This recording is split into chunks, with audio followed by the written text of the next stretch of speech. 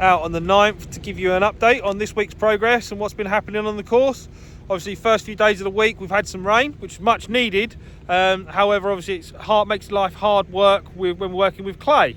So if I spin you there, that's the left-hand bunker on the green side of the 9th. I will take you around the course to see what the guys have been doing, the bunker guys have been doing. So that's the left-hand bunker on the 9th.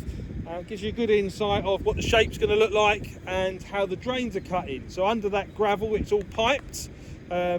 That pipe network then goes into this box at the front, effectively, which then taps into the drain that runs across the front of the bunker.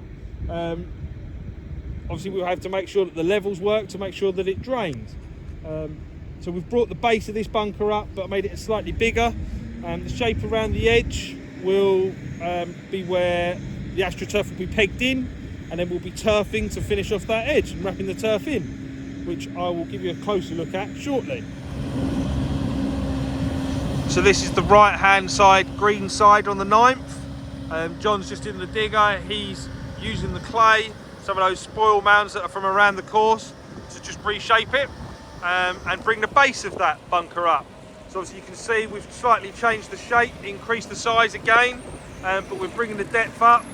Again, like I say, using the clay to reshape. So not only will the bunkers be done, but we'll also be getting rid of some of those spoil areas as well. So this week the drainage contractors have been working on our snagging list. So they've run 3 or 4 drains in between the trees up there, just behind those bunkers, obviously where it gets incredibly wet. And then they've got another one up here. And then they're running a couple of extra drains around this right hand side of the green. Obviously that walk off area in this winter got incredibly wet as well. So just adding all these extra drains in to try and create that dry route. Throughout the rest of the week they will be adding individual lines here and there where you guys have been walking through the winter. Those of you that played over the weekend and the early part of this week would have seen that the bunkers on 15 have now been lined with the AstroTurf. We've got some work to do over the next few days. We've been waiting on a delivery of turf just to finish off these edges. We've already taken delivery of the sand. We've opted not to put the sand in yet because we do need to turf these edges. The problem we have with obviously the rain that's forecast, the last thing we want to do is put the sand in the bunker and then these edges wash out and contaminate the sand. So the idea is that we will be wrapping the turf around the edge just to try and trap all that soil in. I will update you early part of next week on how we're doing that. This gives you a better idea of the right hand bunker on the 9th and how the drains work.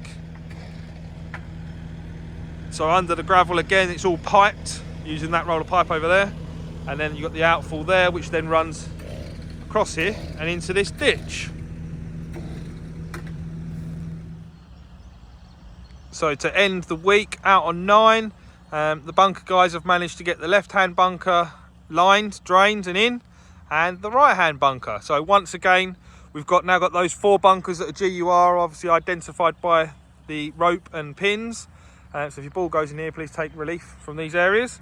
I can give you a bit of a closer look from this bunker.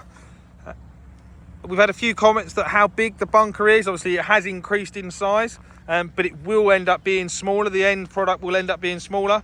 So if you look around the edge, there is a very slight shelf. So all the way around, that's where the turf will come into.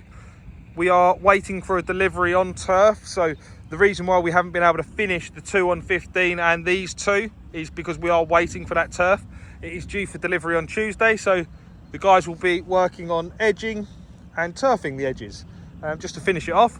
Once we've got that turf in and once that's started to root, we'll get the sand in. Obviously, like I say, looking at this edge, you can see if we get a little bit of rain or that starts to contaminate our nice new sand, it's kind of pointless and we'd have to undo it all again. So once we've got the grass in, it just reduces that risk of contamination and keeps the bunkers lasting a lot longer. Have a good weekend, guys, and happy Easter all.